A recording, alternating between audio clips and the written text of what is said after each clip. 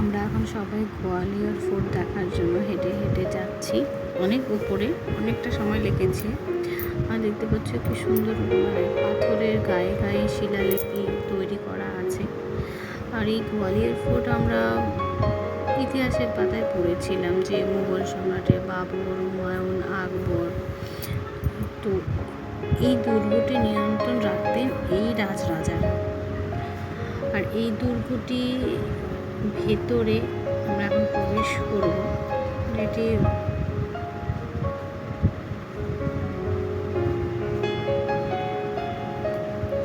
সবাই মিলে যাচ্ছি আমরা। ভেতরে লাইট দেওয়া আছে, মানে অনেকটা গুহার মতো দেখতে এই ভেতরটা। আর সব দরজাগুলো একদম মানে একই রকম দেখতে। যেদিকেই যাচ্ছি মনে হচ্ছে যে হ্যাঁ এদিক দিয়ে ঢুকলাম ব্যাস ওদিক দিয়ে একই জায়গা দিয়ে বের হচ্ছে, এরকমটা মনে হচ্ছে।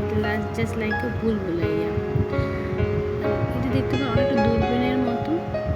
মানে এখান থেকে পুরো বাইরের যে গোয়ালিয়র শহরটা পুরোটা দেখা যাচ্ছে।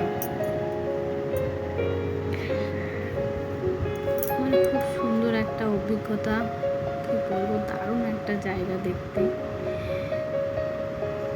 কিভাবে থাকতো তারা ভেতরে। আর এই সিঁড়ি দিয়ে আমরা যাচ্ছি, পুরো ভেতরটা অন্ধকার, লাইট ছিল না।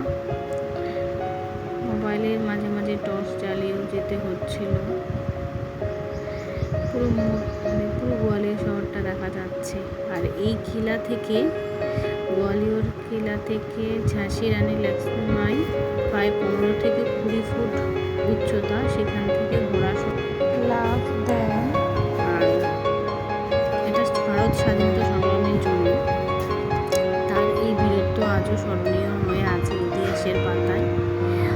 তো এসব দেখার পরে আমরা সন্ধেবেলা লাইট অ্যান্ড সাউন্ড শো দেখেছি।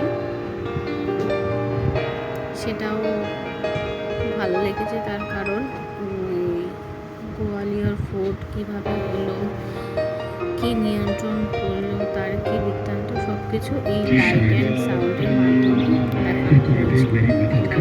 দেখতে যাও, দেখতে পারো। আমি ছোট্ট একটা ভিডিও করেছি, তাদের দিকে আশা করি ভালো লাগবে।